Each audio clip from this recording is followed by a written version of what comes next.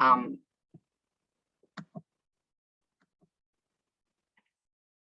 so as Pragna said, I'm a clean energy sustainability advocate. So what does that really mean? And how do I actually prepare myself to be where I am today? I have a computer science degree. I always have a fascination relating to how compute work. And it serves me very, very well with the growth of digital transformation as it is today. So subsequently, I found out I need advanced education. So I was very interested in working on the business side, policy, financial, and also people. So I decided to get an advanced degree in Master of Business Administration. And then I worked in the industry for quite a while. To be direct, it's probably about 35 years now. I have been in the IT industry. And I have received roles such as installing cables, doing programming, running around a computer data center room, understanding how everything all tied together to help my client application to work. So effectively, I work on the build, the operation, and subsequently, I also get a chance to be able to work with some very smart people in my industry to do the design of these global facilities.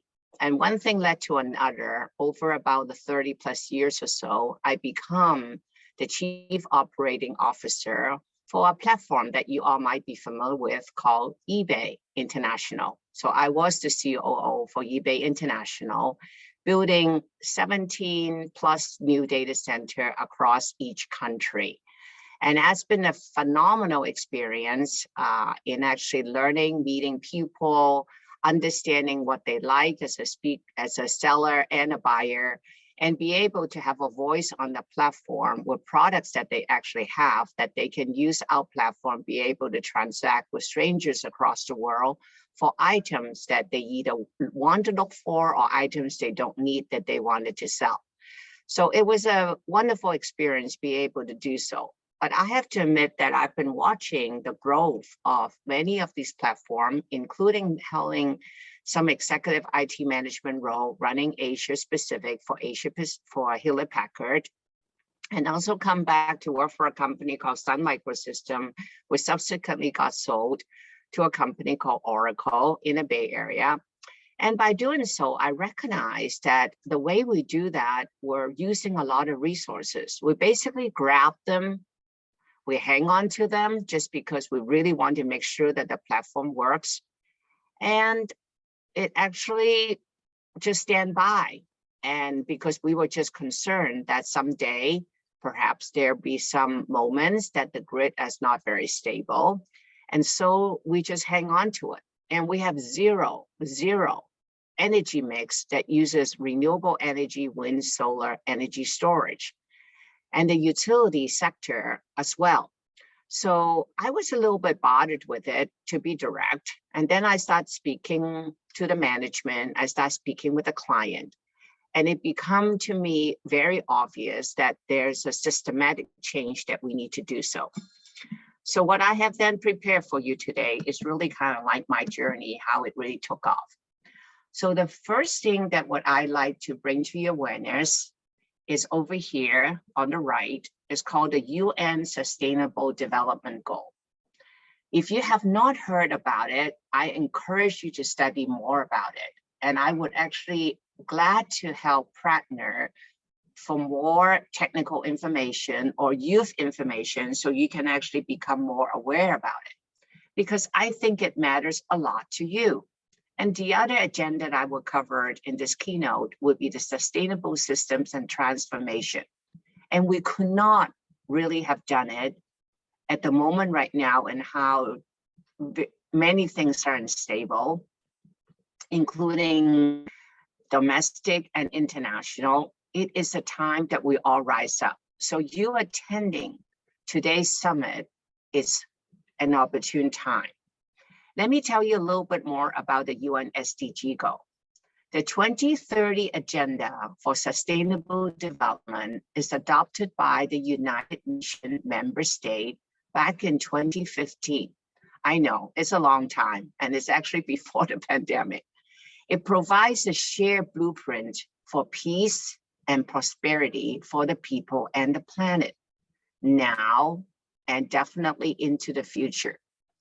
At the heart of it all, there's a lot of really good work focused on 17 Sustainable Development Goals. It is focused on driving an urgent call for action by all countries, whether you're a developed country like America, or you're developing countries, which sometimes I feel like we still are developing, in a global partnership. These goals, if we achieve them and we take action, will end poverty and other deprivation that must go hand in hand with the strategy that improve health and education. Yes, and I mean health and education that will impact you, impact the people around you, impact the community that you lived in, and many people have yet to be born.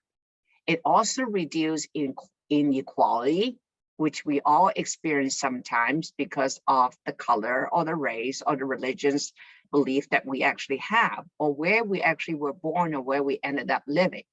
We need to strive to improve health and education, reduce inequality, and at the same time spur economic growth, which is extremely important in a sustainable development, especially after the impact that we all have experienced personally and as a country due to COVID. By all doing so, we at the same time simultaneously tackle climate change, and we work hard to preserve our oceans and our forests, including the land resources. So let me start by focusing on the one topic that is most important out of the goal: people.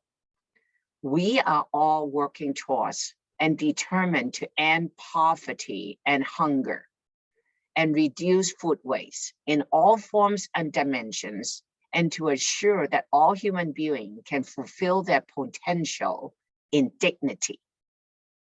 Everyone have a right to live in this world the way that they like to live in the world, with equality and in a healthy environment, regardless where you were born, where you end up residing, and where you choose to spend the rest of your life. The second topic is the planet, which is actually where we are all joined together in this journey.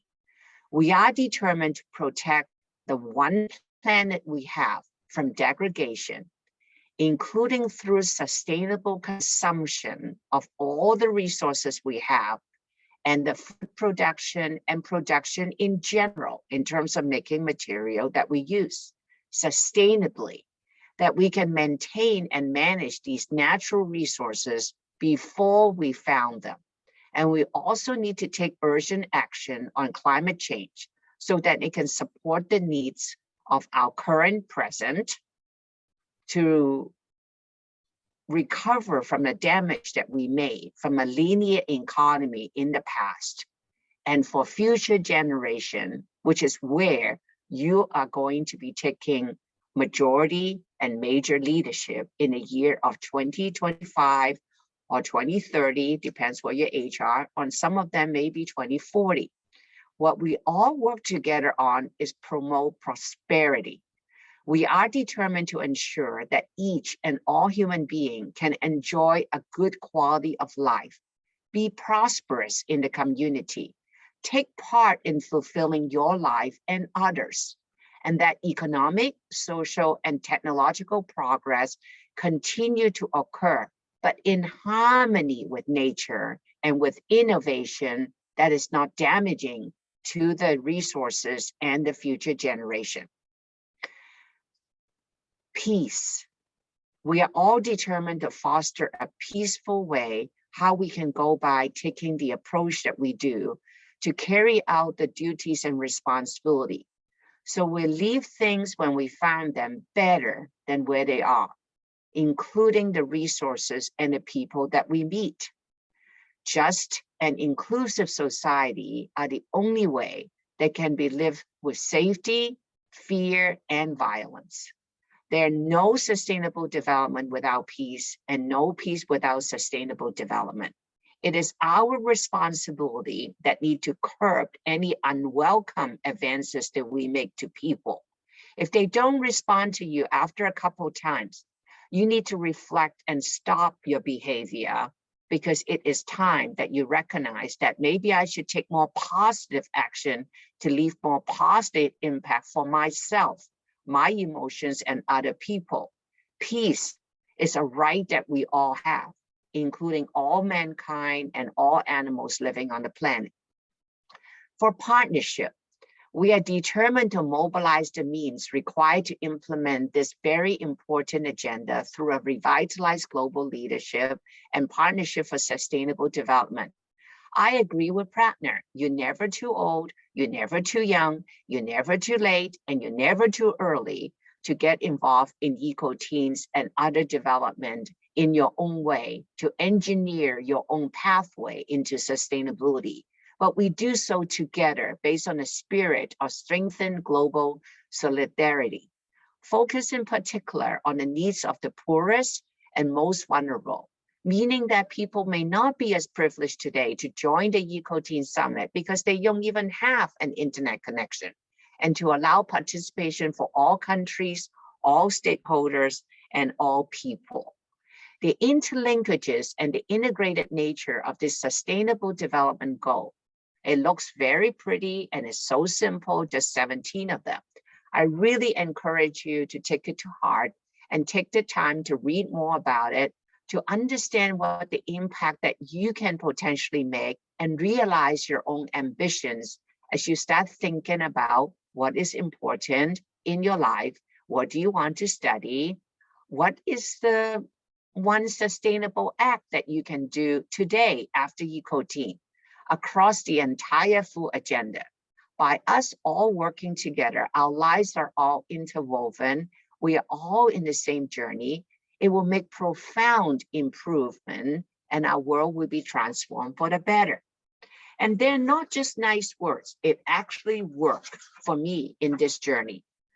I worked really hard to get the accolades that Prattner mentioned. Is because the results of my work and the journey that I basically take, and the passion that is my personal fuel, and the people who believe in me, and the people that I need to leave because that is not a good, growing, nurturing environment that I have. That's the only way that we can actually go forward, make progress, feel joyful, feel safe, free of harassment, free of unwelcome advances, in a safe place that we can all go forward, because it matters to all of us that we are healthy, safe, and we are going to the places and hanging out with the people, working with the people that can actually enjoy our life, our every moment, so we can actually be responsible and taking action in sustainable development goal. I am glad to send you the full document to Prattner. So through EcoTeens, this will be a one way for you to get a lot of these resources. And the title is called Transforming Our World, the 2030 Agenda for Sustainable Development. You can read it just like the head of state, because you are absolutely capable. And what I like you to do is, when you read it and there are areas that was not covered, we call them the gap, write us and tell us what they are. Write your own sustainable development journey and take it personally about it. So let me go to the next slide.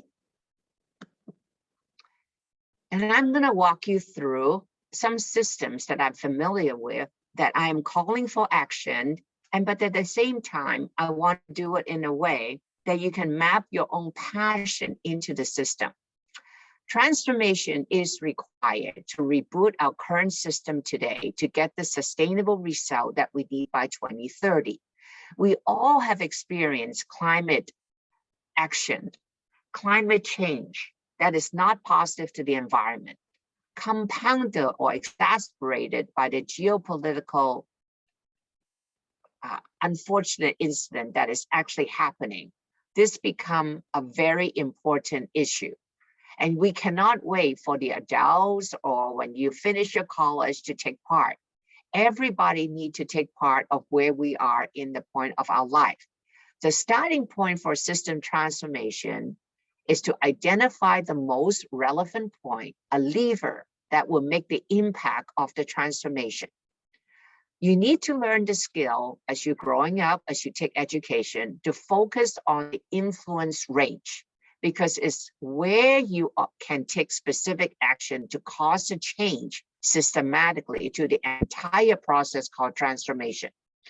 Remember, some of the results are not often positive at the beginning. So you need to be observant, you need to be resilient, and you adopt a failure fast mindset. Yes, and I mean that. One of the reasons why Pragna said I am experienced and I got the accolade, because Susanna has made many mistakes and I have failed many, many times, actually many, many times a day. But I have a failure fast mindset that I observe myself. I have friends who actually help me to improve myself, to adopt and reflect. So I use time effectively to maintain the focus, to keep our poise and not be rattled when one thing did not work out, when your efforts give out negative results, not what you expected.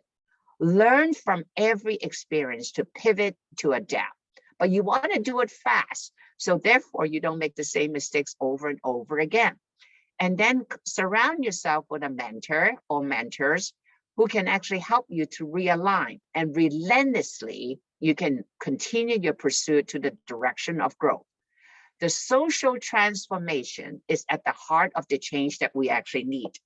It is the underpinning of the food and agriculture, the decarbonization energy, where Susanna spent majority of my time being an IT and a computer scientist person, nature and biodiversity, the digital transformation that take place that enable us to have sessions like that today. And then later on, you can watch it on YouTube, or you can forward it to other folks. The urban community that we all live in sometimes because of the quality of life, and the financial system transformation all need to be improved. And this is basically where you come in. So then let's walk through them, what that is. So I took the time to write down the narrative. And what I like to do is to actually cause you to have an emotion, ignite you to start thinking about, hey, which part that I can actually appeal to it more, that I can learn more about sustainability, that I can join the journey, and I can be part of the change that makes a difference.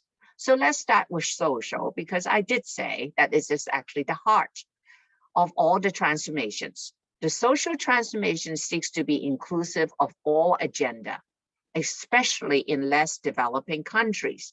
Sometimes I feel like North America is a developing country, to be honest, the way how we actually deal with COVID and many other issues that we have in our home country, and some of the minus crime that just does not make sense. We need to rise up. You need to rise up in your own community. You need to practice nature neighborhood watch so you can keep yourself and other people safe. Embrace responsible acts does not need to go to school. You know it already about what is responsibility means. You also know what inclusive means, and you also know what equitable means. Together, you help to raise the bar, set a new standard, and we all develop sustainable practice as a system that we can measure it, and by doing so, we leave no one behind. When we talk about business, the social transformation means we're really talking about people. Today, when you start talking about companies, they will hide behind their balance sheet. They will hide behind their earnings call. They will talk to you about what their stock price, why they're justifying the volatility that they have today. They will talk about the products, and they will talk about which country they're going to go expand. But if you start thinking about a social transformation, we are a collection of humans, and it is these humans working with a company of their decisions and action that really impact other humans, such as the relationship the company has with their employees and their families, allowing them to actually continue to actually work at home a couple of days a week. Surrounding community, these companies exist. Their customers and their communities, they also have families too. and the workers in the value chain and the stakeholder who believe in the vision of the company and they work really hard. It seems only right, if you think about it, that companies should put people at the heart of what we do. But most companies in corporate America do not do that. Like, wow, really? For those of you who like to cause this movement or social transformation, your passion can help to cause a change in the system to align with putting people first at the heart of every business contribution. And in the pandemic era, we failed as a system to do so. 3.5 million plus people died during COVID. Many more lost a job. Many of the jobs got disrupted and have negative impact. And unfortunately, many still living at the poverty line. It is not a standalone system, as an integral part of all system transformation, which ultimately center and revolve around people. That is part of sustainability. Second, the agricultural and food system transformation seek to produce healthy and nutritious food to feed a growing world population.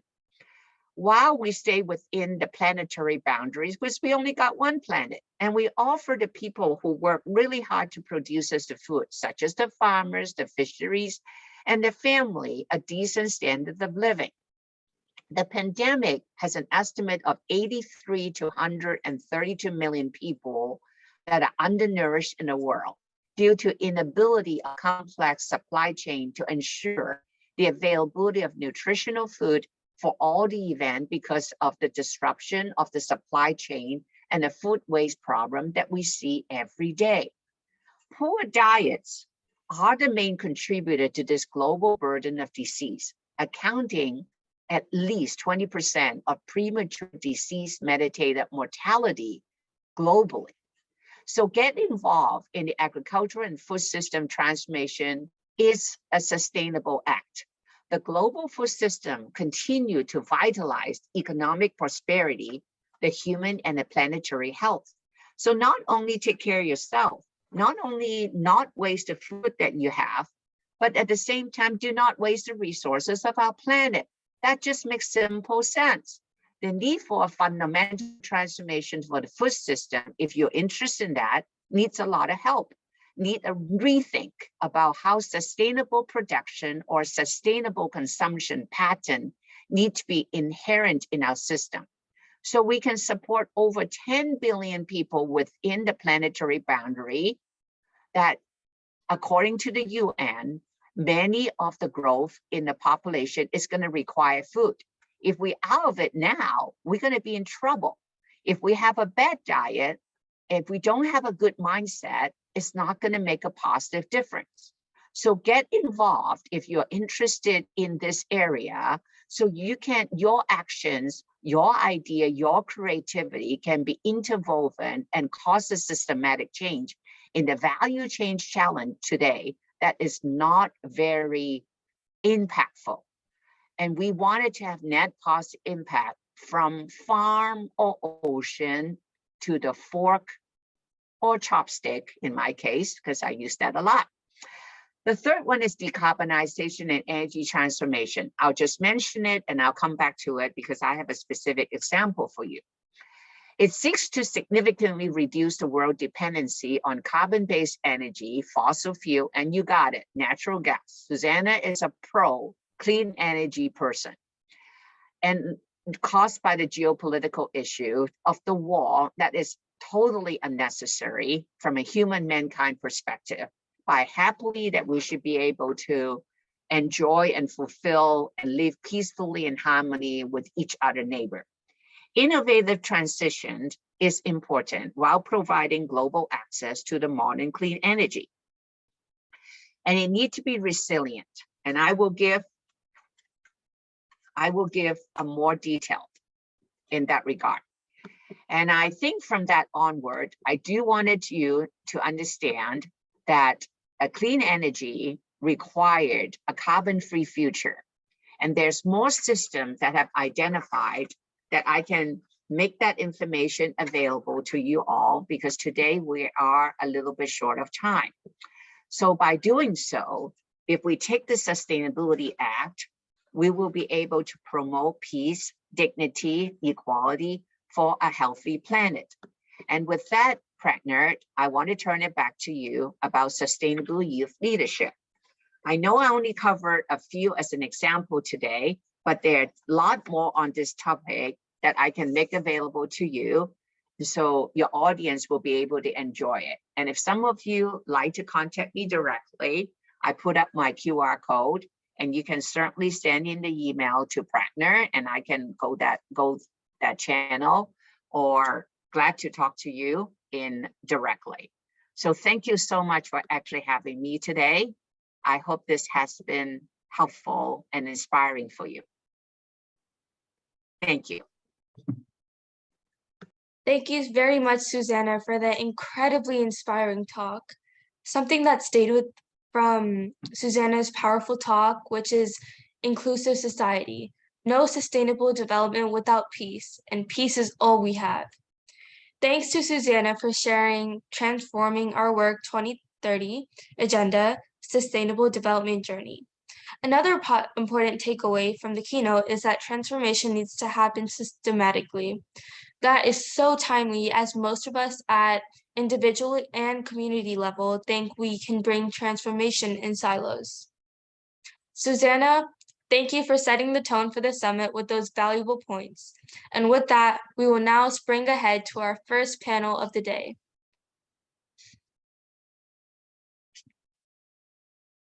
Our first panel's theme is Towards a Resilient Planet.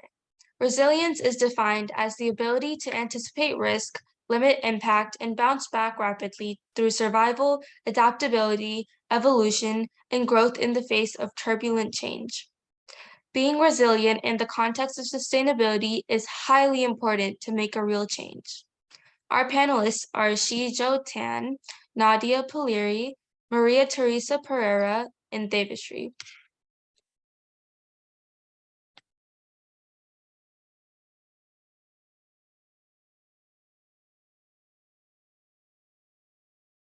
Shizo Tan is a Singaporean passionate about sustainability technology and development. Having been involved in sustainability projects since 2016, he currently serves in numerous local, regional, and global climate-focused organizations. He is also passionate about research, having done projects on water technology and sustainability energy. Currently, Shizo is studying at Nanyang Technological University. He aspires to be a research engineer in the future. Nadia Poliri is a cultural diplomacy advisor and youth leader for empowerment and sustainability. In recent years, she worked with established international institutions and companies. She holds a BA and MA in international relations and cultural diplomacy. She focuses her activity on sustainable development awareness and youth empowerment. Hence, Nadia became United Nations Youth Leader, European Climate Pact Ambassador, and a keynote speaker on SDGs Agenda 2030. She aims to bring young professionals to discuss and collaborate with institutions to find solutions to the challenges of our time, like climate action and social justice, with the ambition to further strengthen the role of youth as the leaders of tomorrow. Her motto is, "The world needs dreamers and the world needs doers, but above all, the world needs dreamers who do." Maria Teresa Pereira graduated with MCCs in biomedical engineering in 2021 and is now a research engineer on social robotics at KTH Royal Institute of Technology. She is a EU Climate Pact Ambassador, curator at Reboot, a Portuguese NGO focused on communication on sustainability, and a co-founder of the European Observatory on Sustainability, which has just launched. Devashree Mulakala is an entrepreneur. She is a volunteer at Isha Foundation and technical consultant in the food industry. She is also an expert panel member at Administrative Staff College of India. Devashree is the founder and director of Haritara Sustainability Solutions, a company which is engaged in providing various sustainable solutions like organic waste composters, solar solutions, rainwater harvesting, etc., at a design stage of buildings and commercial complexes. She is the founder and director of Green Footprint, an NGO engaged in providing sustainable solutions to ensure a cleaner, greener environment through a well-nourished ecosystem.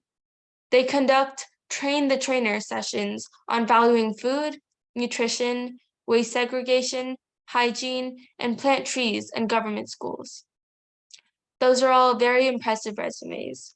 Now let us get started on our panel with our very esteemed panelists.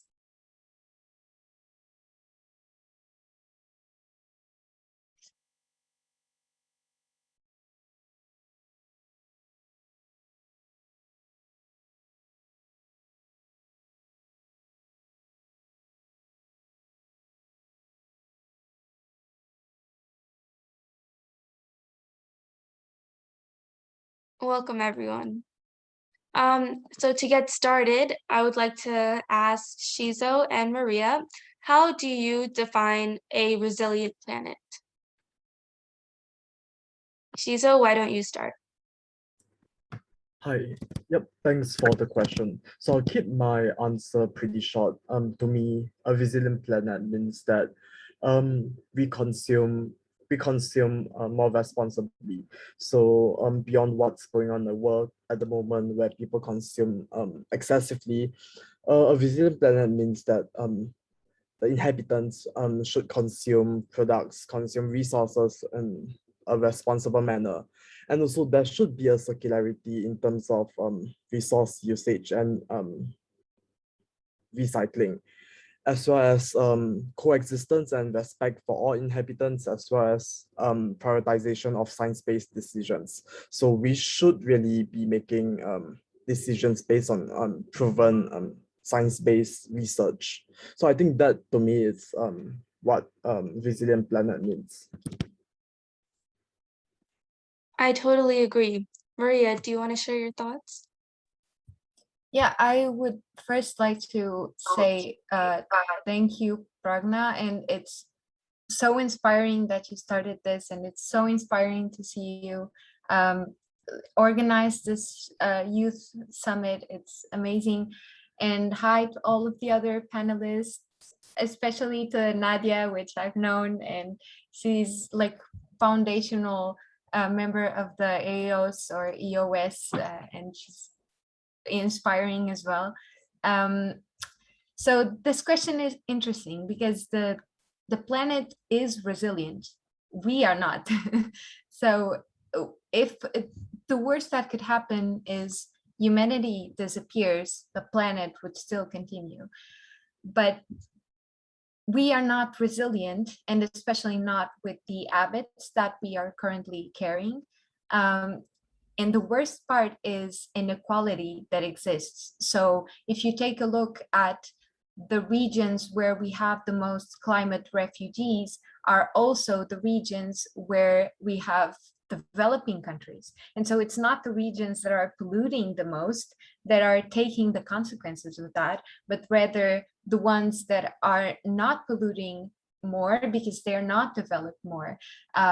And this is creating and bridging the gap between different societies, different just living conditions and cultures, and that is for sure a problem. So I think Shizo already like gave a pretty good summary of what we could do, but I really think that we need to ensure, like we heard in the initial speech, that we leave no one behind. That's very inspiring. Thank you so much for sharing that. Okay, Devashri, what is your take on the governments across the globe and how they are reacting at the current climate crisis? Hi everyone. It's really nice to see youngsters like you taking initiative like this. I think that's what is most important. And so I'm a volunteer at Isha Foundation, and as part of Conscious Planet, we've seen what's happening around the globe. I don't know if any of you have been following what's been happening. So we have Sadhguru, one yogi from India, who is actually doing a rally all over the globe. And it's quite interesting to see how everyone is actually responding quite positively to something like, Save Soil. We've seen a lot of scientists, we have seen policymakers, we've seen everybody come together. So I think the awareness is there. I think what is needed is the right kind of platform for people to come together and make it happen. And I think one of the key points there is that the soil is the largest carbon sink that we can find. And when we look back at all the information that is around, we can see that if we take the effort to just revive our soil, revive the organic content in the soil, I think that's what will help everybody. And even in the Middle East, we have seen how people have been responding very positively to something like that. So I think it's there. The more we work on it and we do the right things together as a concerted effort, I think that's where the difference will come up. I think that is very true, and I totally agree. Nadia, do you have anything else to add on to that? Definitely. And as Maria Teresa was saying, it's a pleasure, first of all, to be here. And thank you for hosting this kind of event, because I think that one of the most important thing is exactly this, to accelerate the discussion, to talk, to engage in a debate, because after all, this is what sparks the conversation. And going specifically to what we're doing right now, usually what I always suggest is how you approach everything, how you approach policymaking, how you approach youth involvement, and you have to walk two different paths that go in the same direction, because from one side, governments really have to adopt a global perspective, and that means to have a global strategy, which can be the Sustainable Development Goals, Agenda 2030, or international gatherings. And that for sure makes it's effective, because in the end, you see that all governments or areas are walking in the same direction, and you make sure that we're going towards the same goal. But at the same time, the local implementation, the regional adaptation is pivotal, because every region, every local, every community needs its own specific adaptation and needs to address different issues. So going towards the same road does not mean that we have to walk the very same road. You know, in the end, it's important that we arrive to that goal. And I think that governments are quite doing that, specifically regarding the current crisis. There is still a lot to do, because we see a lot of struggle in coming up with cohesion on a global level. And when we struggle with discussion on a global level, the point is that we don't even reach conclusion that impact on the local. So probably what the government should do more and should improve more is about, yes, defining the objective, defining the goals, the global strategy, but then also concentrate on the local adaptation. And that's the only way that you can resolve a crisis, because crises, yes, they can be global, but they impact the population, they impact the community, and everywhere they go, they impact in a different way. So probably that is my take on what the governments are currently doing and how they are reacting, and where they should improve. I totally agree. And yes, we do need more of these events with representatives from across the world, especially youth, because we hold the torch. And I hear what you both are saying, and I definitely agree that governments definitely have more that we can do. Does anybody else have anything that they want to add? I could say something, and it's actually something that I think Nadia and I have talked about, which is it is very important to not just turn the narrative to, oh, you consumers need to change your habits. you consumers need to make better choices, not buy so many clothes. This is the narrative that we hear the most.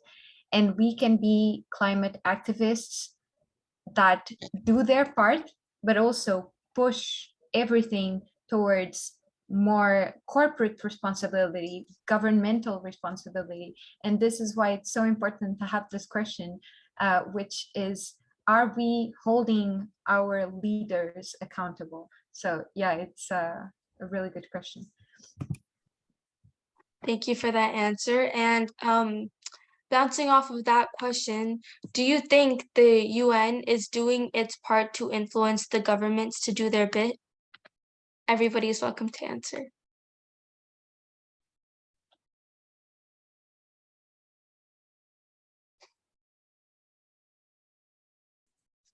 I'll go. So I think there are two aspects to it. One is like I think Maria and Nadia told, one is at the policy level, right, where governments make policies. So you have UN helping them bring together information and trying to help them put the policy together, maybe, or the direction in which it needs to go. And the other end, you actually have the implementation of the policy. I think what I feel mostly, based on what I've seen over the past whatever number of years that I've been working, is that the policy, there is a certain thought process that goes behind the policy, but it is not as practical as it is when it is getting implemented. So usually there is a lot of gap, and that is where I think a lot of effort needs to be put in. So while UN does its job, everyone is trying to do their job, but that bridging of that implementation to this, a little more flexibility, and in reviving the policy or revising the policy based on how the implementation is happening, and that gap is bridged, I think you can actually see a lot of impact in the world, which is where I think we all struggle with. We don't see the impact. There might be policies, there might be various things at a government level, but you don't really see the impact on the ground. And that is where people have the mismatch in terms of what's happening. So I think if that is bridged, I think it will really help. I totally agree. And if we try to convince more or revise these policies more, like you mentioned, I think that could make a really big impact and a really big difference. Thank you for sharing that.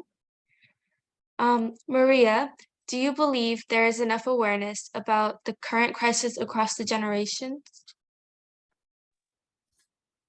So I think, first of all, we need to define where, because it is very unequal across the globe. I have two friends who are doing sort of a gap year all through Africa, and they tried to go 1 month without plastic, and it was nearly impossible because it's just, there is no awareness. I spent a semester studying in Beijing, and there's also no awareness in the population. You see like the garbage cans with recycling and like organic, and then you take a look at it and it all fuses into one. So it's like two different entries to this. So if we talk about like the Western world, which it's not just like, but let's say Europe, States, Canada, so on, and across generations, there is awareness, more and more there is awareness, but anyone, I think, that works with sort of communication of sustainability knows how hard it is to go from awareness to action.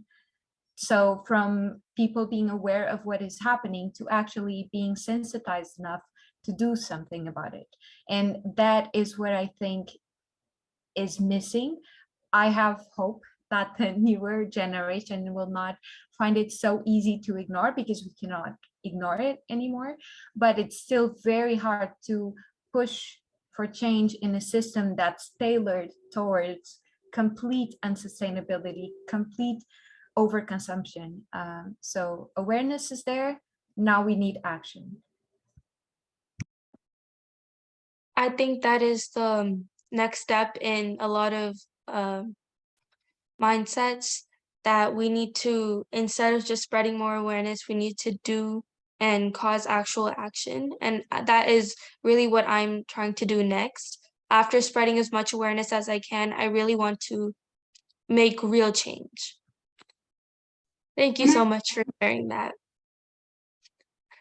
Um, can I add on to that? yes, of course. So I just wanted to share, because we had implemented waste management or waste segregation in our apartment, almost 10 years back. And our learning has been that youngsters and children are very aware. You just have to, give them a little information and they pick it on. I just think they're so sustainable by nature that they just get the point so easily. Adults were the ones who are very difficult to actually train, tell, or even get things done. So I feel it's the younger generation who can actually take the lead and make it happen. Because the adults, I feel, at least that's been my experience in India, the adults do take a long time to understand. I hope we all can come together and change our mindsets together. And the new generation is certainly more assertive in what they want, but they need to be folded in with awareness. Thank you so much for sharing that, Maria and Devishri. Percentage of net neutral companies graph. Every company and corporation across the world has corporate social responsibility or CSR. I believe it should also entail corporate sustainability responsibility. What are companies or corporate doing to help the crisis align to environment, social capital, and governance, or ESG? Nadia, do you mind sharing your thoughts? Actually, that's a very great question, because one of the key aspects is to engage all the actors in society. So that means to, of course, have the role of the institution at the same time as civil society, and we, our youth, can be representative on that. But then there is also the private sector, so the business, because they are the ones that can actually implement transition. And corporate social responsibility is not something new.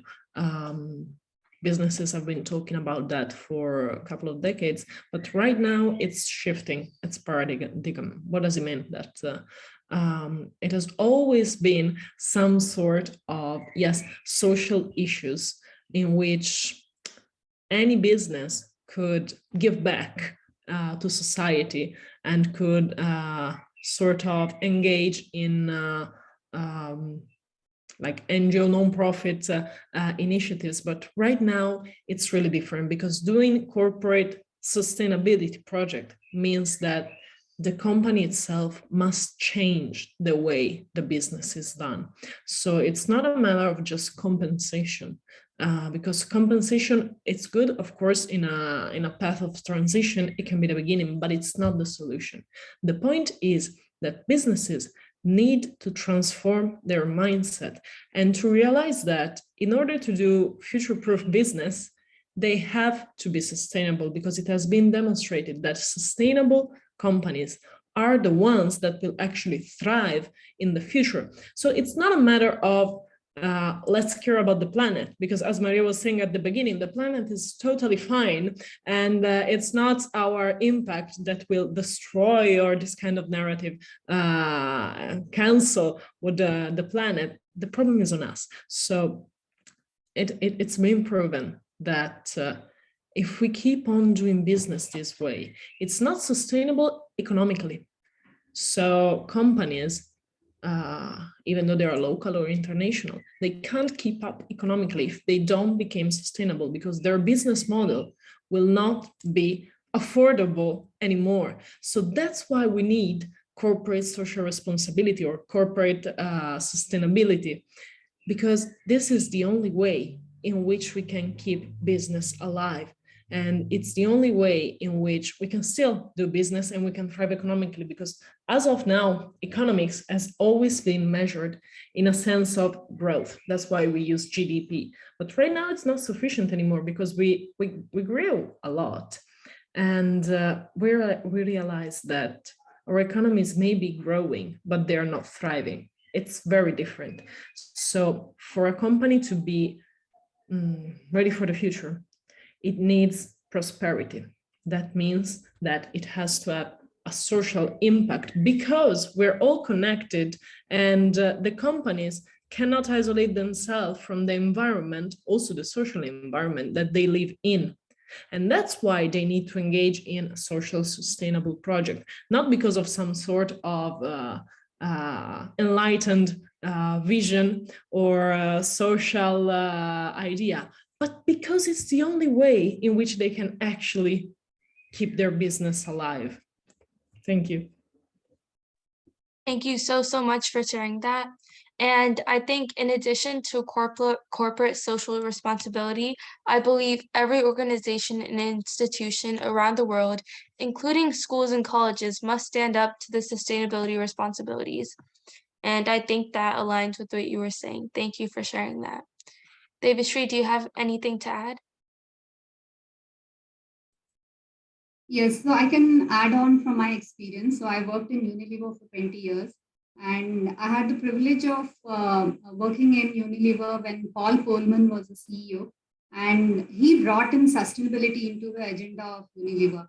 And the way, and I think it was from 2010 to 2015 or so, is where the basic work on sustainability happened within the company. It was nice to see how it was integrated into the company. So it was like when you're looking at each product, look at each ingredient and see, go back and see the life cycle of each ingredient and see if it is sustainable or not, and have measures for each of it, its impact on carbon dioxide, on various other things.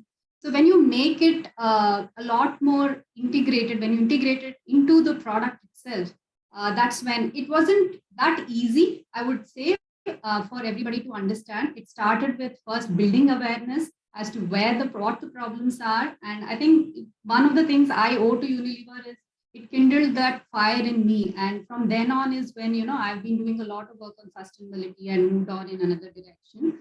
But yeah, companies, if they really take it and, integrate it into their, this one. And another thing which Nadia told, which was very relevant, was you need to, sustainability is not only in terms of, Paul Polman proved that there businesses which have taken sustainability as their agenda have actually done better than the other businesses. So when that was proven, it was easy to convince the rest of the organization to follow suit. So while that is what is needed, but to make it happen, it was very interesting to be in the organization and see that change. Thank you so much, Devashree, for sharing that. And Nadia and Devashree, I think those are very relevant topics and answers to these questions. Thank you so much. And going off of what I said before, I think this should be also part of the curriculum and grading, unless this cause will not come to the forefront. And if young kids are not educated on this topic at a young age, how will awareness be built? How will we drive this awareness? And thank you so much for sharing that. Shizu, I wanted to ask you, what does shifting the current mindset entail, such as movements, raising awareness, education, etc.?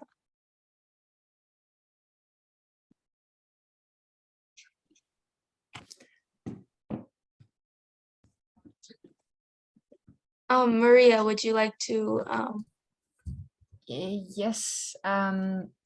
So I think one of the answers that could tie into the previous question was awareness of even these like sustainability strategies, because greenwashing is a thing, and this is just the peak of how our system is so tailored towards this growth, where assuming values that are in line with sustainability practices is only done if you can commercialize on that.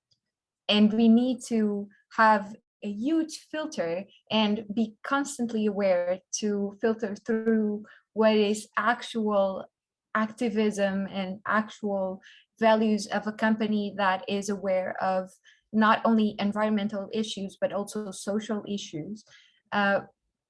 So we have to filter through those. And also bring the companies that are abusing the system to answer for their claims, right? And so just to give you an example, I had to fly, which is not very sustainable.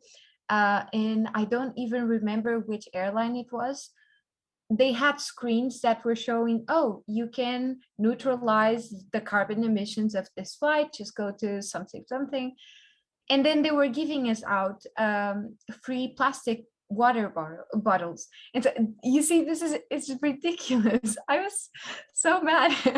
But so awareness is also like realizing where we are being abused and where our good intentions and our values are being played, and making choices that can influence the market towards the ones that are not abusing the system.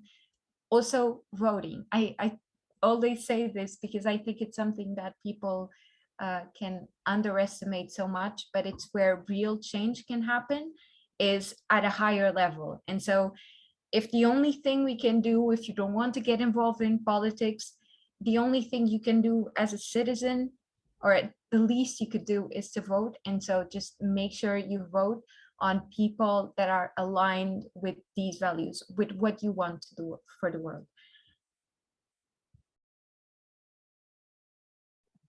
Thank you so much for sharing that. I'm sorry about that. Thank you so much. And you are so right. We contradict ourselves by holding sustainability awareness events and distribute plastic water bottles. And I think it's really important to not do that and really align with our own values. Nadia, Helen Keller said, "Alone we can do so little, together we can do so much." How can we build the needed momentum consistently across the world so we all can make a consistent change? Well, that's $1 million question, actually. But the point is that community and being together actually makes us stronger. We live in a very peculiar time, and that is also because of social media. I know it may sound like something we've already heard, but the possibilities that we have right now, we didn't have like not even a couple of decades ago.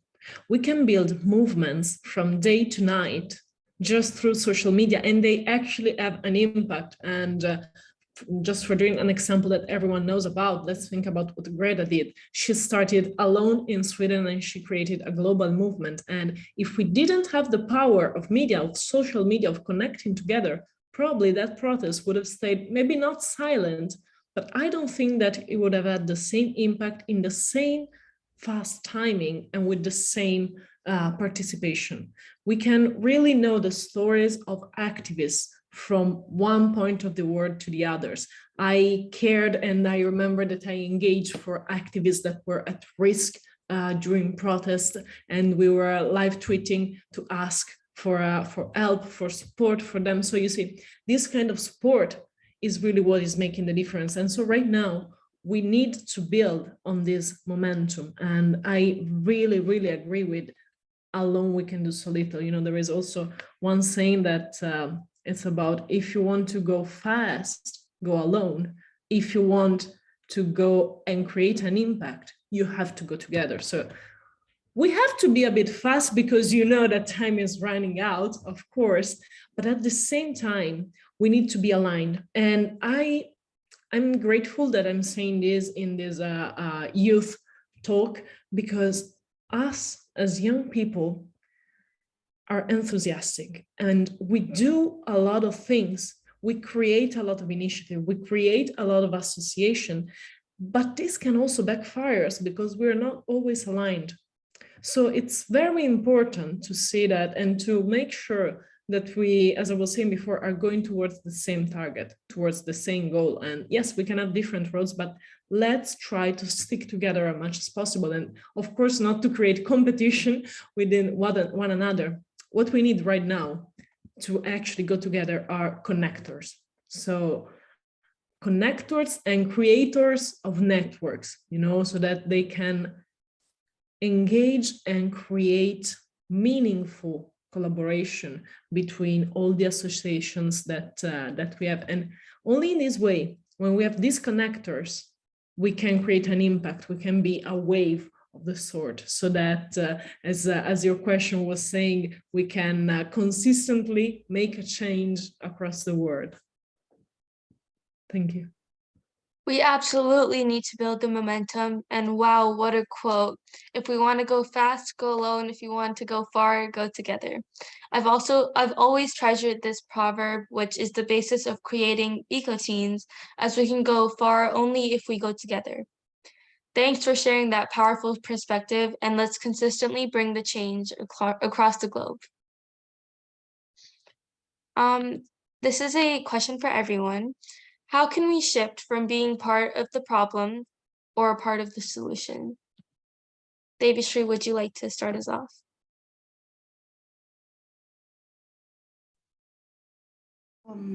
Just act, I believe.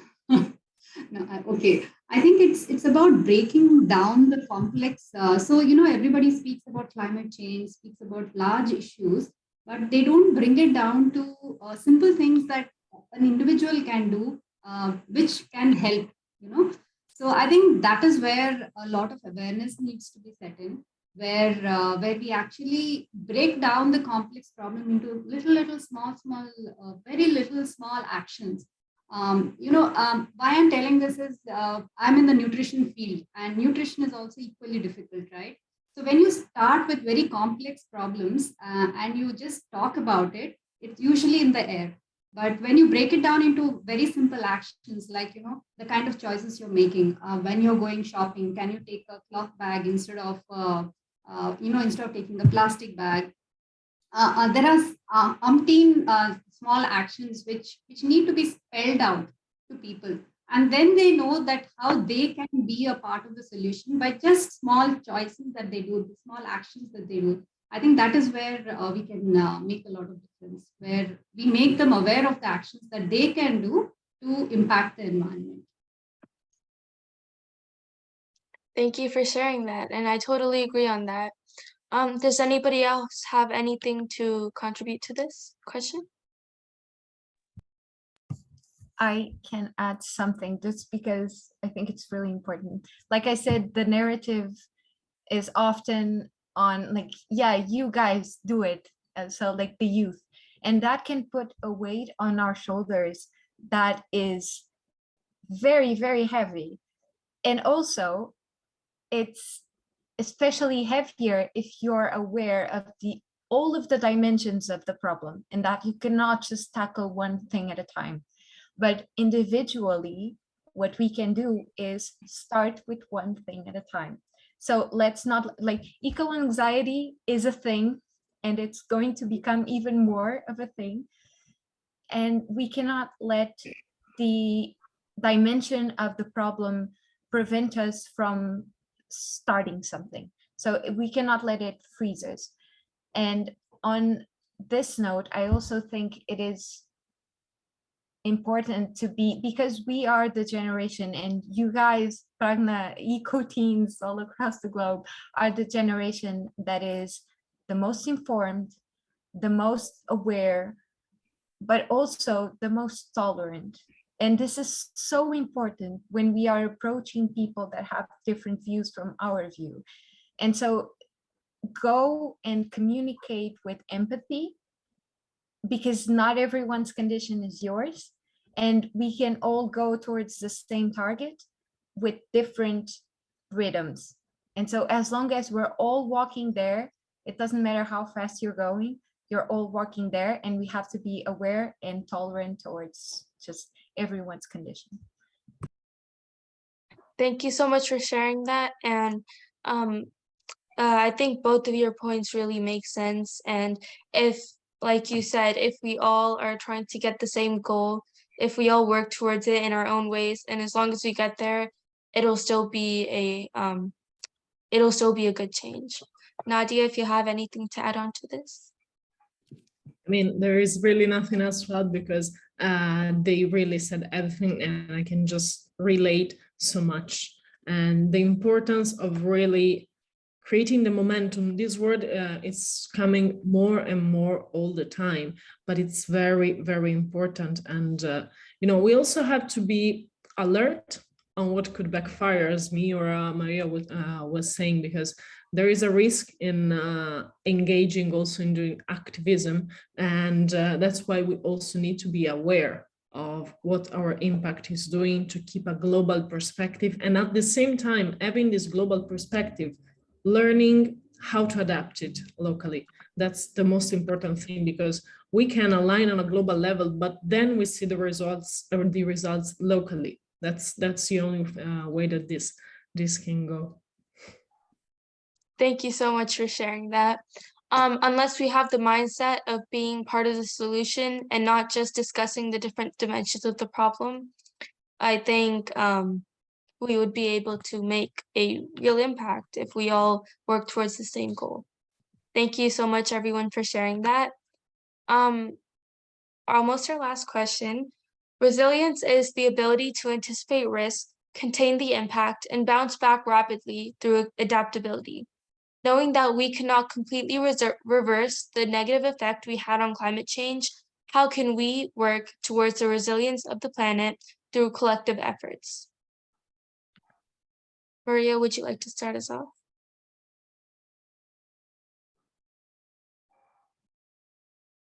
Sorry, I thought someone else was starting. I think we've said it. It's individual action, but also just advocating for corporate responsibility, for governmental responsibility, and doing our part in what we can. Send an email to a company asking them what is their supply chain and how much are they paying the employees that are in the beginning of the production.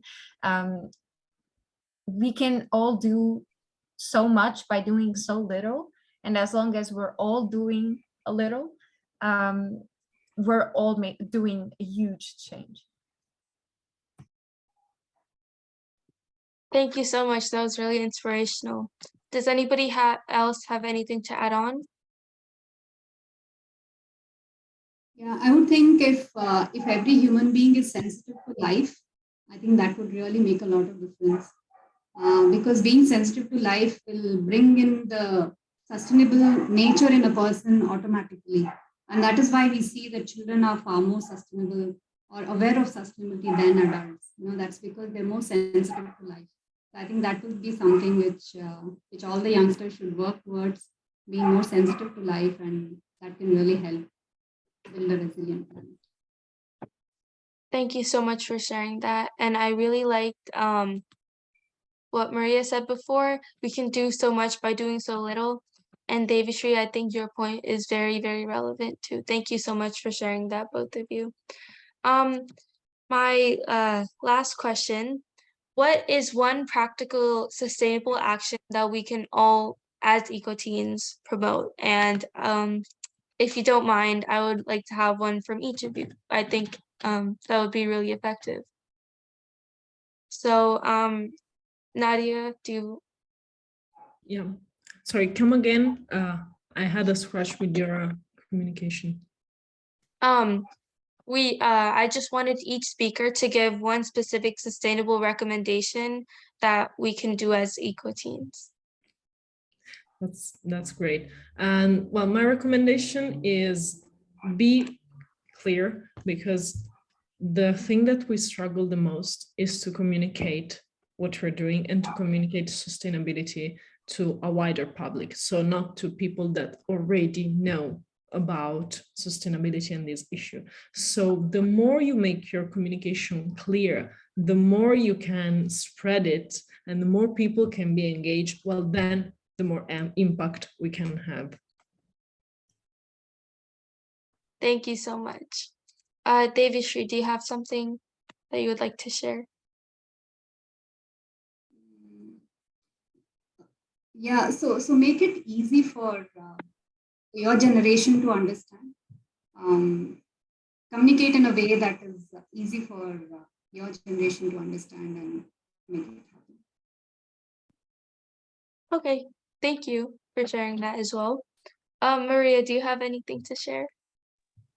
I would say make sustainable actions viral, which is not easy, but you know how there was this particular company where doing hauls of clothes from that company became viral on TikTok or whatever. Let's change that. Let's accept actions that may be simple. Like, no one was wearing reusable bottles a few years ago, and now everyone is because it's stylish. And so let's shift the mindset in what we can do, and we can start just with our peers, with our friend group.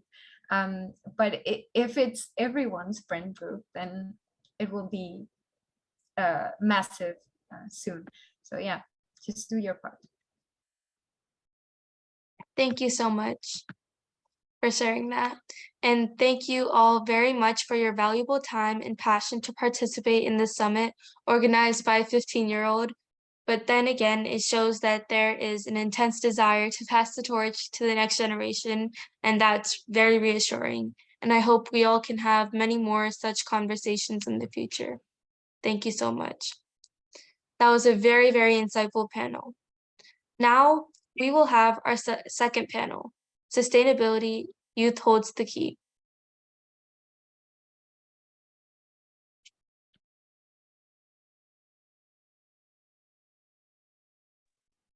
We will take a short break and we will be right back at 11:30. Thank you, everyone. Thank you for hosting us, and it's been really a pleasure. Thank you so much. And you're so inspiring, so keep it up, because it's really, you cannot start too early. It's not easy, but keep it up. Thank you so much, Maria. I really appreciate it. Keep it up, Radhya. All the Thank you, best. David Street.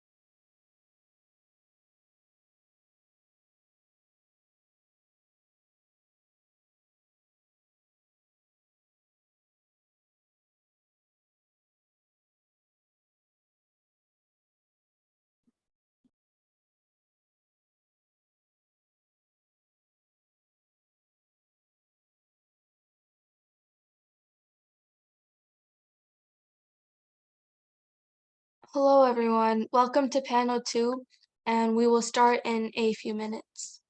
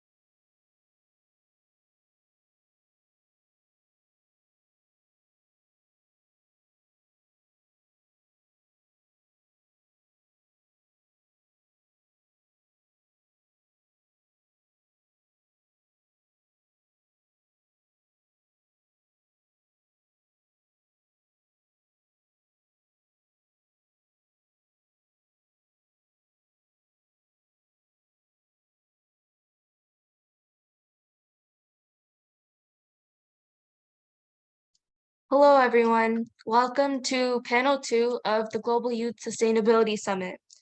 Our second panel is Sustainability, Youth Holds the Key. As we all know, the future of our planet lies with all of us, especially with the youth who need to take their matters into their own hands and step up to the cause. Our panelists today are Casper Nowicki, Amila Rahima Husna, Johanna Fontana, and Siddhartha Salagrama.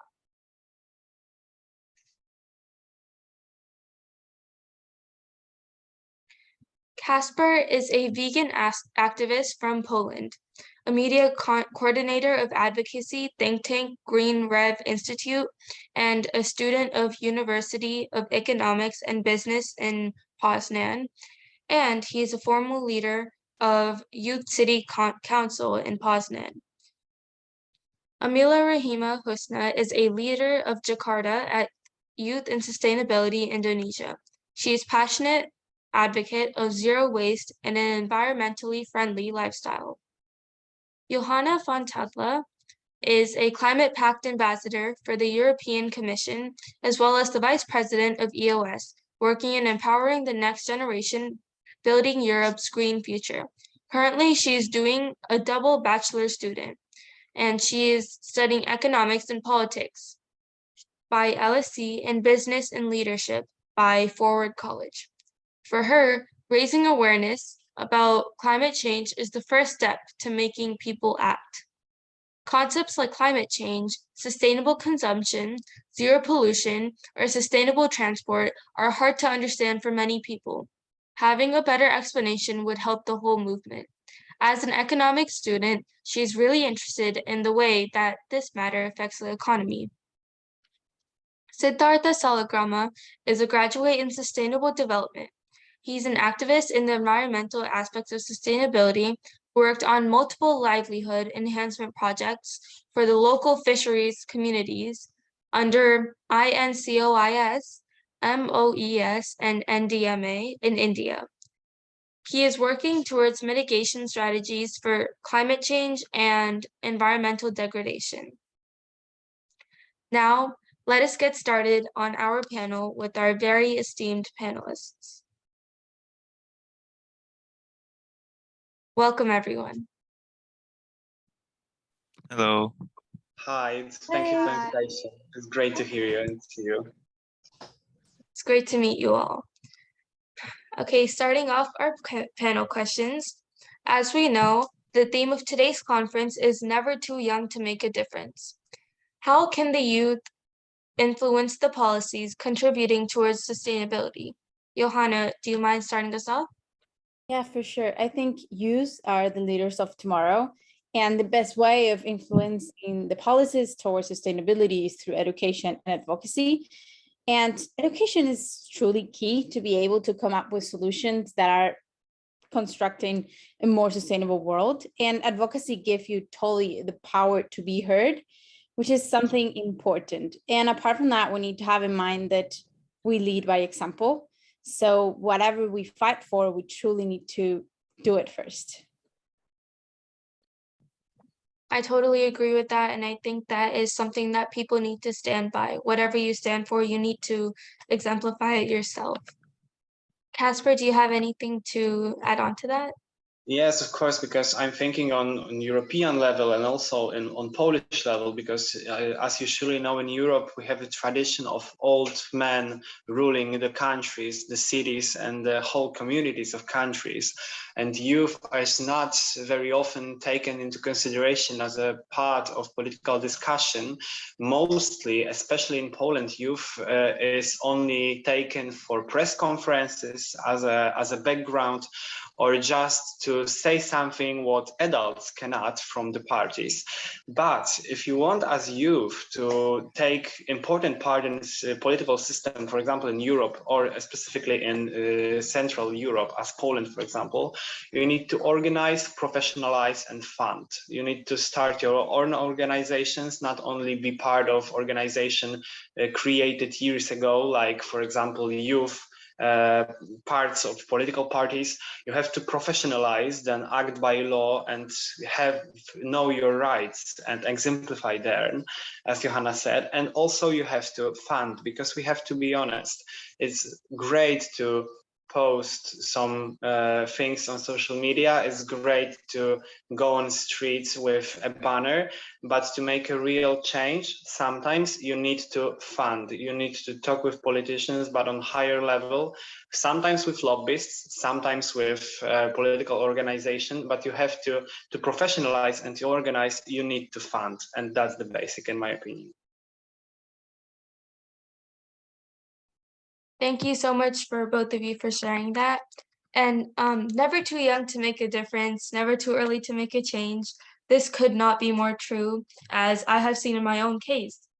When I founded EcoTeens, I was concerned that no one will actually take me seriously, as I was only 14 when I started, and when I started reaching out to ambassadors across the world.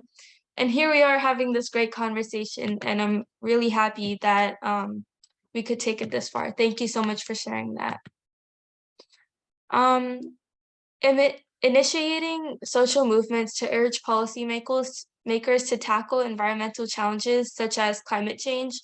What can youth do today to influence policymaking for a long-lasting impact? Amila, do you mind starting us off for this question? Sure. Thank you so much, Pragna. Actually, before it, we need to know what we are discussing is adaptive problem. And this will be a long-term challenges because this process aims to change the norm and the thought of the stakeholders. As a young people, we need to make them realize this goal is important. And how we do that? Urging them is easy if we work together, because the industry will adopt the behavior as consumption. And that's what we do. And yes, our focus is education consumer, with our slogan is smart consumer. In Indonesia, the voice of young people are starting to be heard in small companies and big companies. The awareness of young people who don't want to buy products that are not eco-friendly is starting to have an impact, such as a coffee shop in Indonesia that changed their packaging from plastic cups into the cardboard glasses, and or they start to manage their waste. And actually, yes is under several giant companies. There is the Body Shop Indonesia, the WWF Indonesia, and RSPO Indonesia. RSPO is what's renewable sustainable palm oil, and the others. They are really aware about the sustainability things. Like the Body Shop Indonesia has program to use it until it's run out for their products. By the way, the Body Shop Indonesia is a cosmetic company, and RSPO is an eco-label company. That's if the product is used palm oil and has what it has one of the ingredient is palm oil and has eco-label RSPO label, means the ingredient of the palm oil is eco-friendly. So actually what does the mean? As a young people, we need to continue to speak out and share this awareness as much as possible. Join organization and force, because you will need a lot of voices to be able to influence government policy. But the most important thing is actually the your real step from your changing consumption behavior, for example, like buying products that has eco labels, regulation, consumption in buying clothes. Just don't over consumption. And actually, eco-friendly items won't be eco-friendly anymore if you don't use them until the end of their consumer period, until they run out. But actually, eco-friendly is a little bit expensive for that has eco-label products. And everyone that doesn't have enough money to pay 2 times more, right? But it doesn't matter. You can still contribute. The key is regulation your consumption. Don't overconsumption, and and even you can do it's also it just only a small thing, like eating all your food on your plate, or stop using disposable use items. Just do whatever you think it's good and you can afford it, and tell your friends, tell your parents, even tell your neighbor if you can. But the important tell them about the importance of sustainability. By gradually people consumption will affect the long-term policy, because changing people consumption means change the industry. Thank you. Thank you so much for sharing that, Amila. And I think what you brought up is really important, that not only buying eco-friendly products, but also using them in an eco-friendly way and using the most out of them. Thank you for mentioning that. Siddhartha, do you have anything to add on to that? Yeah, of course. Thank you, Pragna. So as Amila just said, it is common knowledge by this point that the biggest cause of degradation in environmental quality is actually due to proper policy changes that are not being brought forward in the business sector of the society. And it is a good thing that people are understanding slowly but surely that climate change is a real challenge and has the potential to threaten our existence as we know it. So how can this newfound knowledge and urgency among the youth be used to initiate change in the way policies are made, and what kind of issues need to be tackled to make sure sustainability is also incorporated into policies that revolve around the business sector? Well, social movements are no longer just a big group of people that are marching down the road. Over the last few years, there have been so many technological changes, and in the first panel, I was listening to someone talk about how the youth today have so many more means of protesting or talking or spreading the word. That is through social media and other forms of mass media. And so, yeah, so the youth of this day have reached that no other generation ever had. And this is the biggest point that needs to be considered. And raising awareness about a particular issue has never been easier. And yeah, making sure the government listens to us can be achieved by making sure everyone understands the issue that we have at hand at this point of time. Initiating social movements to raise concerns, and the youth will be given a chance to voice themselves and thereby work to bring about a change in how the policies are laid down for different sectors of the society, and how we can make environmental sustainability that it needs to be considered, but it also needs to be one of the forerunners in the policy making process. And also, one thing that we always talk about in sustainable development is not just coming up with policies, but making sure they're implemented properly. I could sit down and come up with a couple hundred ideas or policies right now, but what is the point? I do not have the means nor the power to make it happen. So there are different things that might come in the way. Costs might come out to be too high, or a particular idea might not be possible with the technological advancements that we have at this point of time. So all of these issues considered, implementation is one of the major factors that has to be taken into mind. And yeah, youth can, of course, make a change in the policy making process, but we need to make ourselves be heard by the government or whoever is in charge of making the policies by standing together and making sure everyone around the world understands what the particular problem is that we're looking at. Thank you. Thank you so much, Siddhartha. I think that was really impactful. And as you mentioned, you can't, even though you might have a bunch of ideas of how to influence these policymakers or make new policies, you don't always have the right resources to implement that. And it's important to do what you can to make this difference. Living in Washington, D.C., I see several monument movements demanding the government's attention, as you can imagine, across the White House. But I'm seeing more and more youth come forward to demand their bright future on this planet, rightfully so. And we also need more youth in politics and leadership so that they are aligned with everything that we are talking about right now. They bring diverse perspectives and a lot of long-lasting impacts that can sustain for decades to come. And I think that's really important, and I think that aligns to what you both mentioned. So thank you for that. Today, there are 1.2 billion young people aged 15 to 24 years, accounting for 16% of the global population. The active engagement of youth in sustainable development efforts is central to achieving a sustainable world. How can we accelerate this engagement for a wider impact? Casper, do you mind starting us off?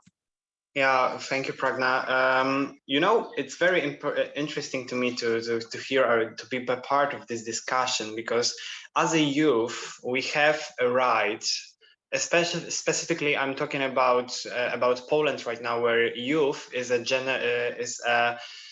generation born after fall of communism. So we don't know. So only what we know is freedom, and that's what makes us a generation who have to make a next step. What I mean, I heard a few terms on our debate, and I hear them every day when I hear some political public discussion. I hear eco-friendly, sustainability, green, and other words that are not 100% defined.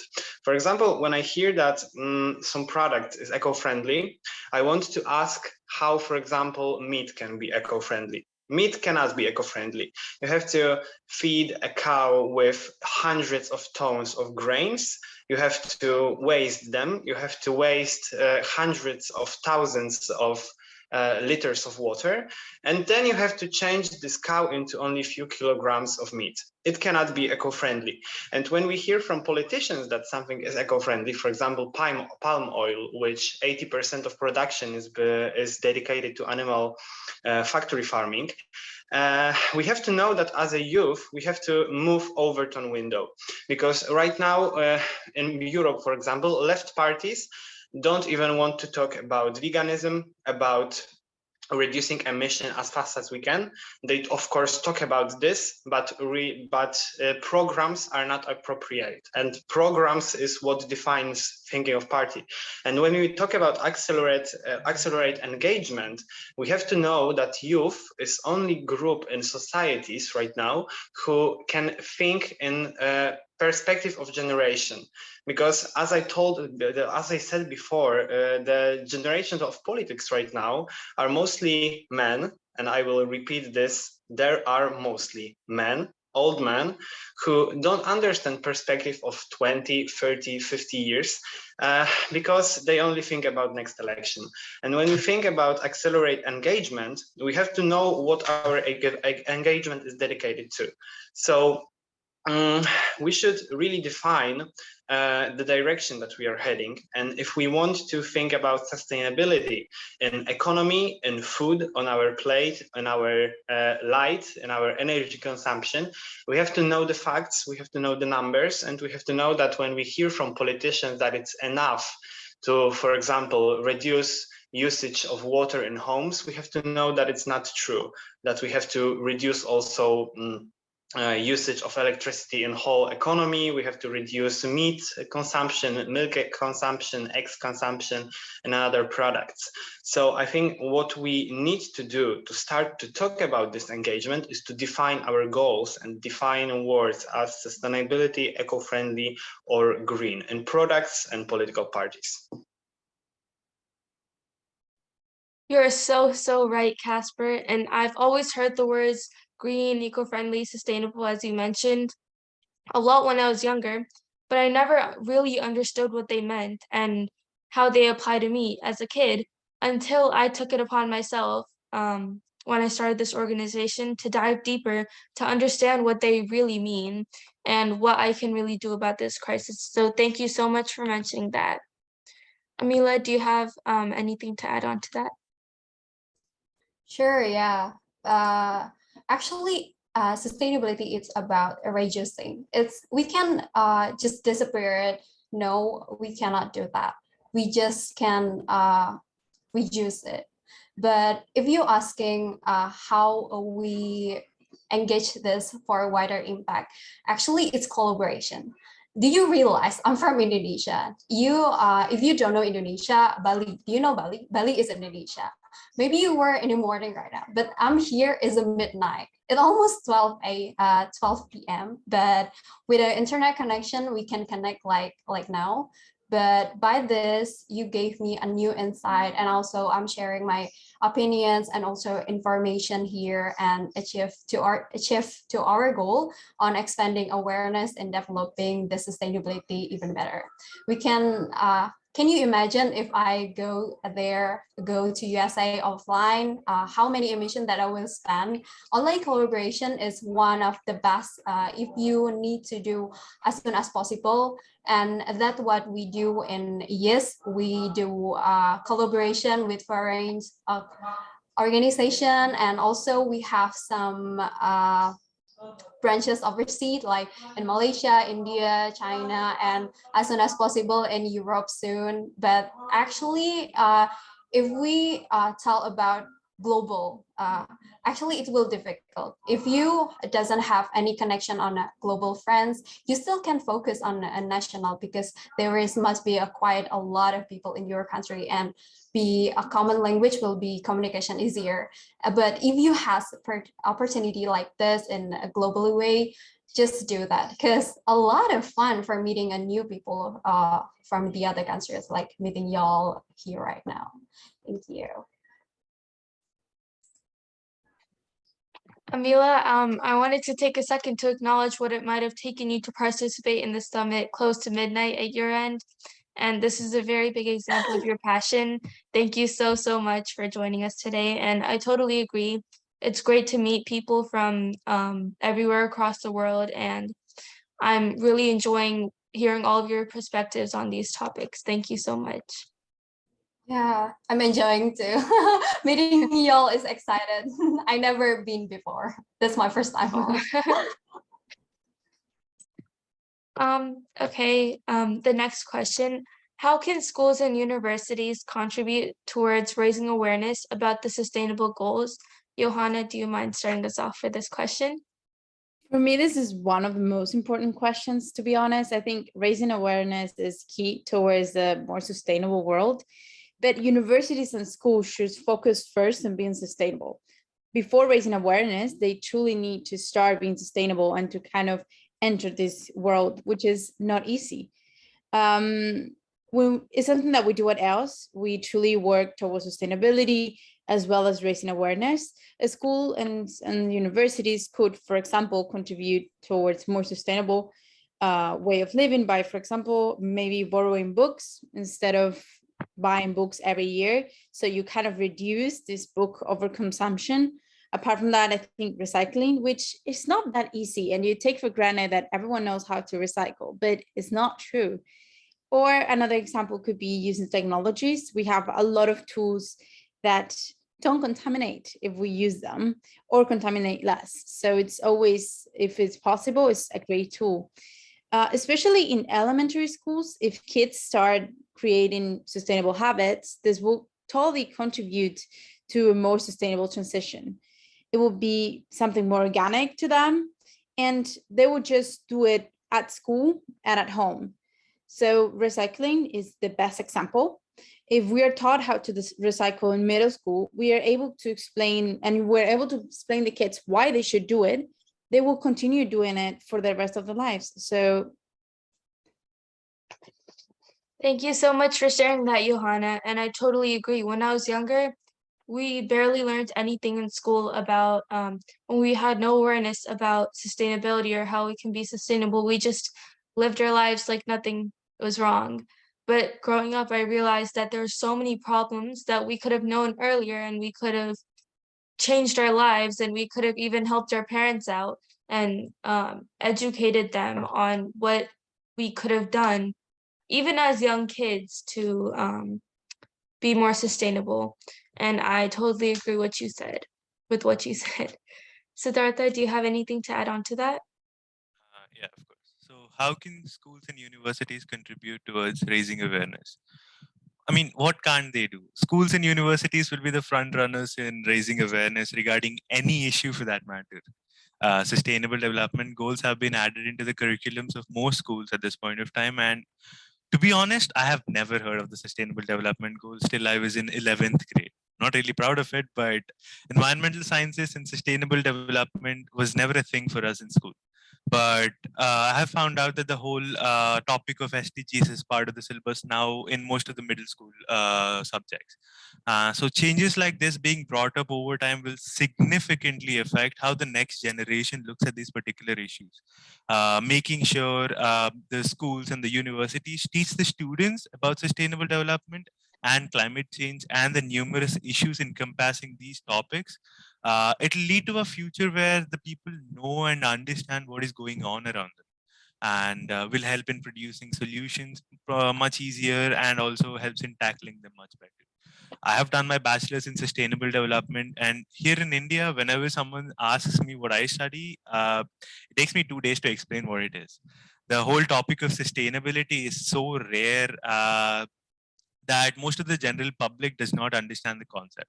But the fact that there is a course out there that is teaching us sustainable development at this point of time is a sign by itself to show that changes are being made. And now we know that schools and universities are bringing about changes. And also the fact that we're sitting here right now in a summit that was arranged by Pragna is a sign by itself that schools, the youth are actually learning. The schools are teaching the students that it is an issue that needs to be tackled, and all of the students need to look at it from a young age so that they understand what it is. So yeah, that's how I think that schools and universities should contribute to raising awareness and are raising awareness about the sustainable development goals. Thank you. Thank you so much for sharing that. And I totally agree. I do agree that they have started to put out more awareness, like flyers and stuff around the school, to be like more sustainable, like recycle like plastic and stuff like that. But it's not enough. Like they just have flyers in a corner of a school. Nobody's going to see that and really think about that and realize that they need to make a difference. So I agree with both of you saying that we really do need to make a bigger difference and schools need to bring about more change. Thank you so much. Does anybody else have anything to add to this question? Okay. So this is a general question for everyone. Do you believe that sustainability and climate change crisis and potential solutions, including what students can do to address the crisis? Because I see all topics in history, science, and math, but the clock is ticking on climate change and the time is now.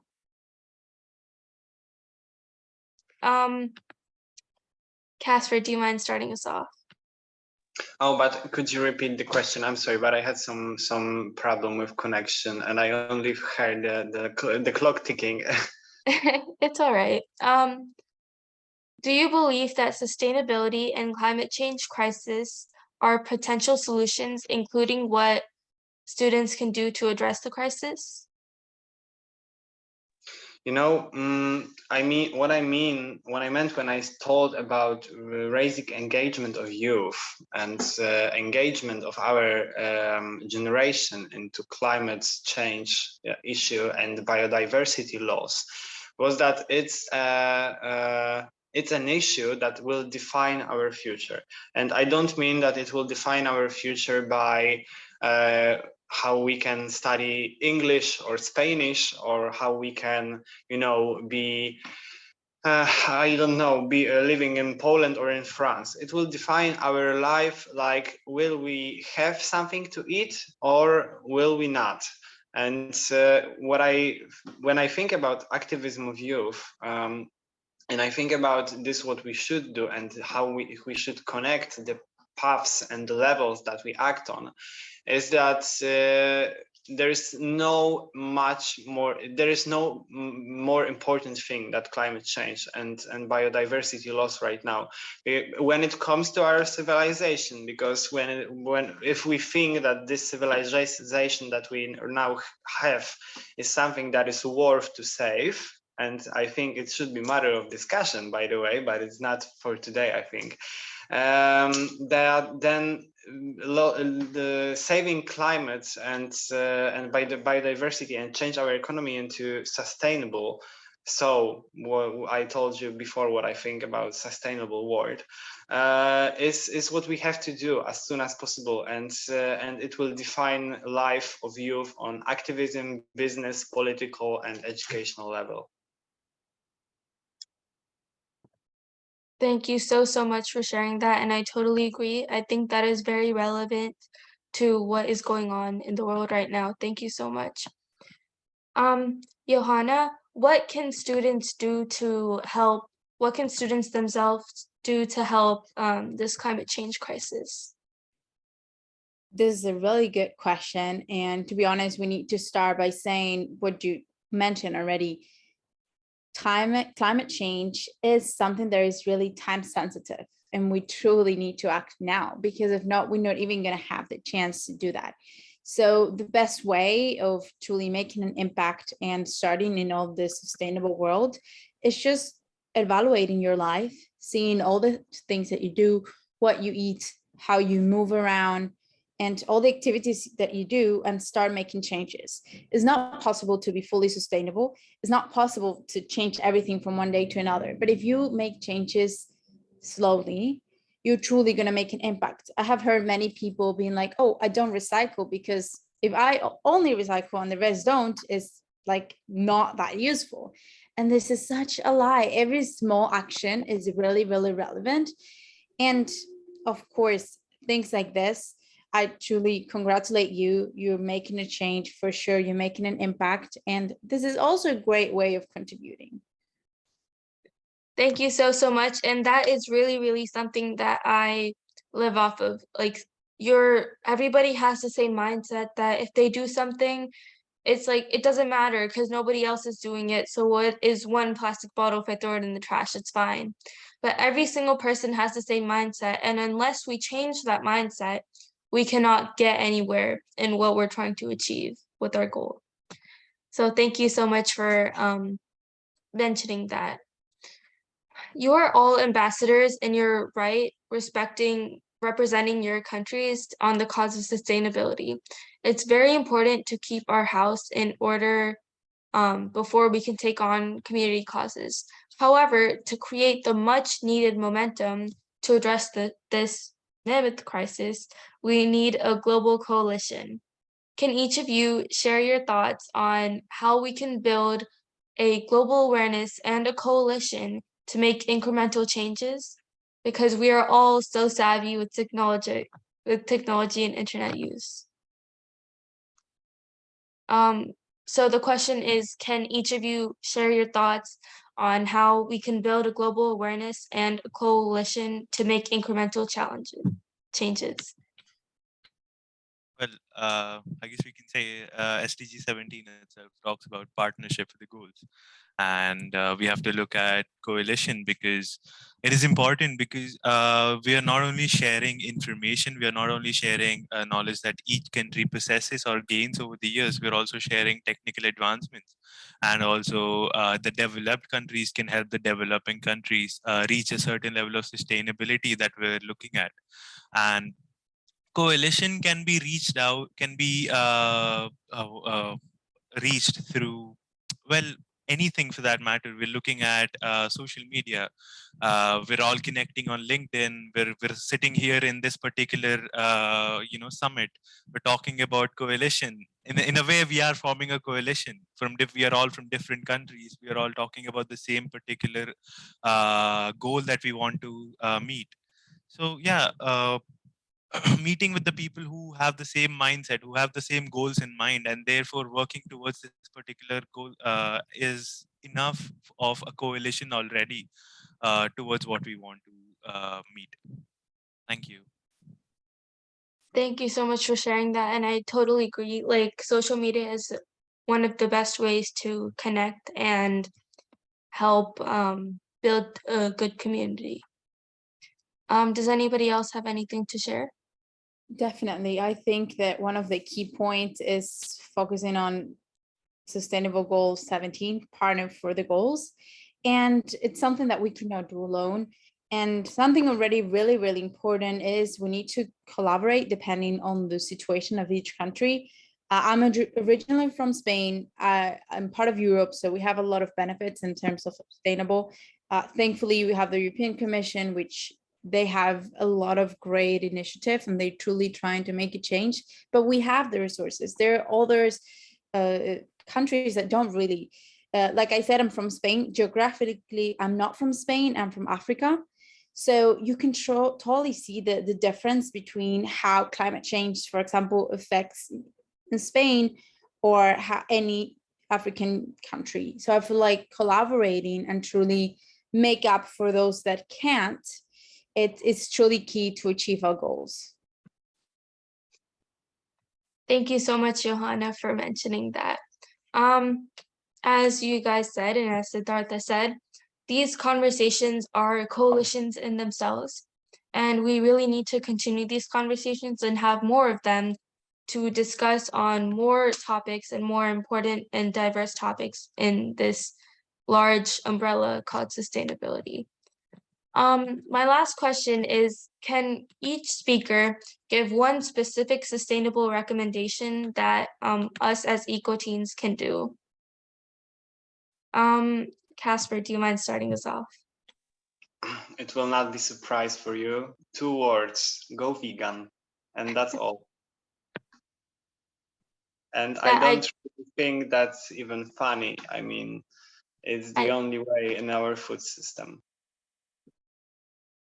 I totally agree with that, and that really resonates with me. I'm a vegetarian myself, and I have thought a lot about going vegan, and I've gone one step into that so far. So thank you for sharing that.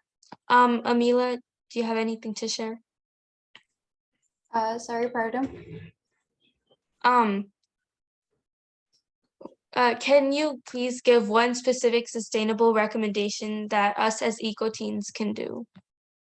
Actually, I love the vegan one people need to start to be vegan because it's healthy and it's more cheaper than you think. But one of most that I love in sustainability topic is sustainability, fashion sustainability. That's very rare to talk about. And as a youth, we understand about clothes is something about our social, but actually it's not. We need to give them a step. So sorry. Okay, thank you. Thank you so much for sharing that. And I do agree. I think going vegan will really help. If more people go vegan, then we'll obviously be more sustainably friendly. Johanna, do you have anything to share?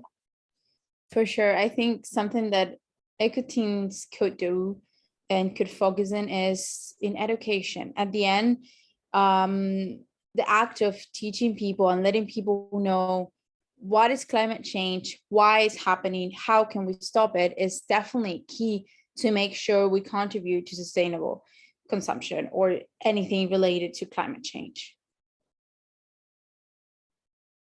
Yes, I totally agree that teaching will obviously help more people learn about what they can do. Thank you. Siddhartha, do you have anything to add? Yeah, so I was going through the social media pages of EcoTeens, and whatever work you've been doing has been really great. And I think that you should just keep doing whatever you're doing, arrange more events, try to reach more people as you keep doing so, try to increase your reach and keep inviting people, keep talking to them, organize these events more so. And I'm pretty sure it'll be the best thing you can possibly do. Yes, thank you so much for sharing that. So as a summary of all the practical sustainable solutions provided by you all, going vegan, fashion sustainability, teaching and raising awareness, and reaching out more and keeping the good work we already have in place going. Thank you so much for your valuable time and your valuable insights to bringing it to the summit. And it really shows your passion in sustainability. And I really appreciate all of your hard work and your support with this summit. Thank you so much. Thanks for the invitation. See you. Thank you. Thank you, everyone. And now we will have a 10-minute break and we will go on to the closing keynote. Thank you very much.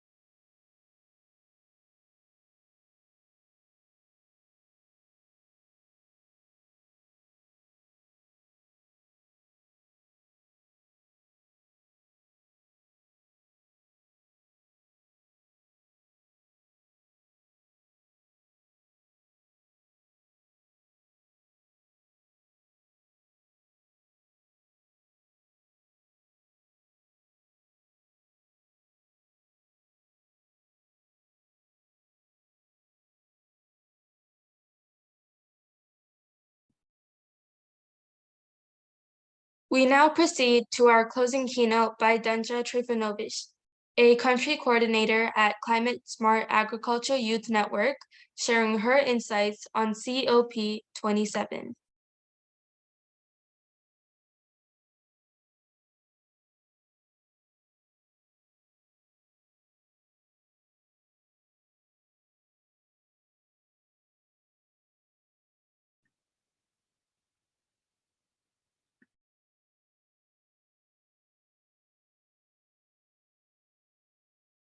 Discussed, but also to decide what in the run-up to COP27, and now that we are facing some major difficulties influenced or triggered by Russian invasion to Ukraine, it is crucial not only to revisit what was said during the previous summits, such as COP26 and the topics that were discussed, but also to decide what are the steps we would like to take this global climate action going further. And now we are stepping into the decisive decade. And when I say decisive decade, I'm thinking about 2030. And the latest IPCC report shows that the action we have been taking is clearly not enough. And there are some very worrying statistics. And now at COP27, it is time to revisit what was being said and what was being done during the previous years and decide how and in which way, what have we been doing wrong, and how we would like to, what road we would like to take this global climate action going further. I would ask you now to see or imagine the map of Europe. And if you look at the Western Balkans, you will see the small country of Serbia. And there the capital is Belgrade, and that is exactly the place I am talking to you now from. So hi, my name is Dunja, and just as many of you are, I am a young climate activist, and I come from a developing nation which is facing many difficulties, also when implementing previous agreements such as Paris Agreement, and finding finances to finance projects in the area of mitigation, adaptation, and also minimizing the loss and damage when it comes to the effects of climate change. And I'm not bringing this up by accident. This is actually one of the main topics that will be discussed during COP27. So how can we support the developing nations through financing, and how can also richer nations or G7 provide financial but also other types of the support to the countries that are affected by climate change the most. So, but also this summit will open some other very important topics, such as sharing good practices between countries, and how can we implement good practice around the world into our own communities. Also, how can we lower the emissions of certain gases? How can we lower the production and usage of coal? And also, how can we minimize the loss of biodiversity and also loss of our forest land? And will the Western Balkans be on the agenda of the meeting? I don't know, but as I said, the climate finance will be one of the burning questions that will be addressed during the summit. So as you know, summit COP27 is taking place in November in Sharm el-Sheikh in Africa, giving the voice to the most vulnerable communities which are on the forefront of climate, of facing climate change in current times. Also, one of the important things that will be discussed is also how can we implement early warning systems for emergency preparation and reduction of risk of extreme events. Now, at this point that we are counting down till the year 2030, which was taken as a sort of turning point, now that we have to take concrete progress within this area, and that is very crucial, especially in terms of and scopes of objectives, data, metrics, and reporting methodology. At COP27, it is important to clearly formulate financial targets for mitigation, adjustment, and finance of losses and damage for developing countries and nations. I would also say that when it comes to financing, it is also very important to have like a methodology, how to track how the finances are spent and what is the impact of those projects we decide to finance. So as I said, COP27 is sort of a mirror itself. We will be able to see what we have done so far and what are the topics and themes that need to be further discussed, and how we can continue towards our goals. All of us together there will have to take into account our own, and now even our own actions before the great goal of preserving the planet. Have we remained consistent with our own goals in our personal life, but also on a larger scale globally? And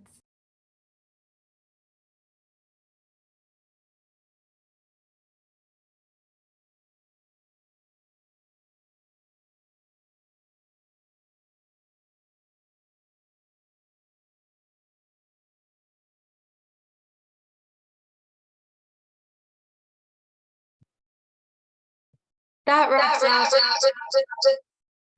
wraps up our inaugural Global Youth Sustainability Summit. A huge thanks to all the panelists that spread their valuable time to share their insights and helping us understand how our collective commitment towards a brighter future of the planet is vital. There were several incredible and valuable insights shared by our keynote speakers and panelists. The only way we will keep the momentum is to continue these much needed conversations, bringing sustainability ambassadors from across the world, as we did today. We will not only just talk, but walk the talk by implementing the practical solutions that our speakers shared with us. Here's to many, many more conversations and impactful scripts towards a way more resilient planet, because the youth holds the key to sustainability. As a part of EcoTeens, we have a Green Stories podcast where we bring incredible speakers to chat about sustainable solutions. So please subscribe to the EcoTeens YouTube channel for more green stories and sustainability summits. Also, EcoTeens launched a Million Voices campaign, where we are collecting 1 million voices for this cause. We're trying to get 1 million people to help us push this cause forward so that we can make real change. Please visit ecoteens.org and include your voice today. Thank you so much, and you have been such a great audience today. I really appreciate everybody attending and listening into these conversations. And once again, thank you to our keynote speakers and our panelists. Thank you so much. Good morning, good afternoon, or good night.